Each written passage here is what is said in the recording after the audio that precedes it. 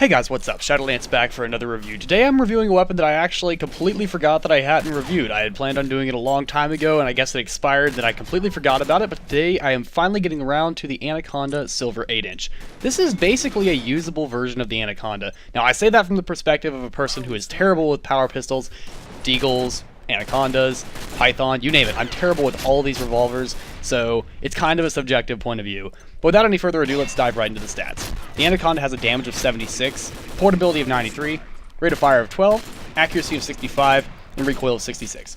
Now, if you couldn't guess, this is an NX rare variant of the Anaconda Silver, the NX standard variant of the series. There's also the Anaconda Black 8-inch, which is a GP rare, and an Anaconda Black 8-inch, and Anaconda Black. There's a whole bunch of these ones. I think I said one of those twice there.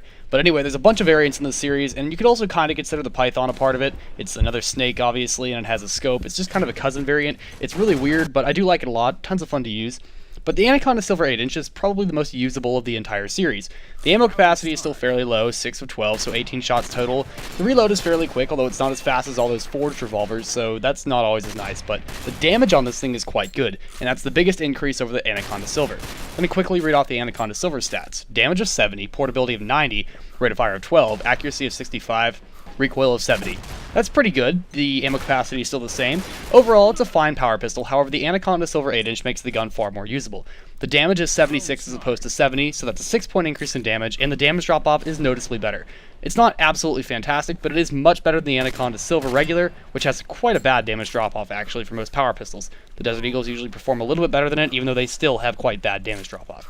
Portability of 93 is 3 points higher, and I don't really think I noticed it that much, but it is a very, very portable pistol, one of the most portable pistols or even items in the entire game, which is nice. The rate of fire is 12 on both weapons, the accuracy is 65 on both weapons, which is quite good because the accuracy is really, really high at longer ranges and makes it very easy to land shots. However, as you can see right here, when walking, it's still hard to land shots for whatever reason. Anyway, the recoil of 70 on the regular Anaconda Silver is decreased to 66 on the Silver 8-inch. Now, I will say that is very noticeable because when you're firing, your shot spread doesn't jump up anywhere near as fast, which is nice. The reload on all these weapons is fairly fine, like I said earlier. It's totally manageable, and it's not really going to get in your way most of the time. The draw speed is very fast in these weapons, which is really, really nice. And in general, these weapons perform really, really well. The Anaconda Black is a pretty accurate representation of the entire series. Just imagine that the Silver and the Silver 8-inch get slightly better. Now, the Python, in my opinion, is one of the most usable versions of the entire family, which is more of a cousin variant. It's not a direct variant of the family, because the scope really helps out a lot, and it's very, very accurate for that one shot, so picking heads with it is very, very easy. Always a nice thing to have on a gun. Now, there's several ways you can get the Anaconda Silver 8-inch. You can get the Bravo, the Charlie, and the Juliet Mist crates, which is all very nice and all, because there's several crates you can get it from. However, you can't normally get those anymore.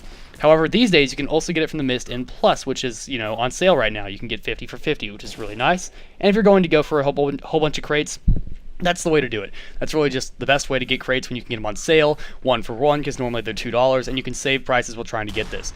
Unfortunately, you're most likely to get this gun for a 1-day increment like most other guns in the series, and all of the pistols you can get out of the crate, which is, not always nice, but it can happen. It's overall a really nice gun. Would I recommend renewing it?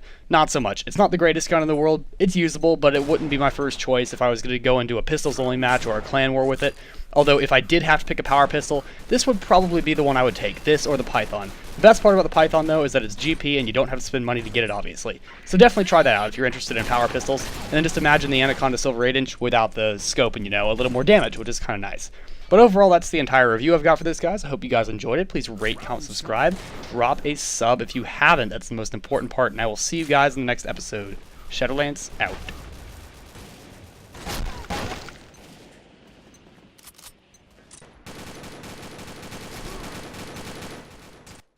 Round start. Grenade!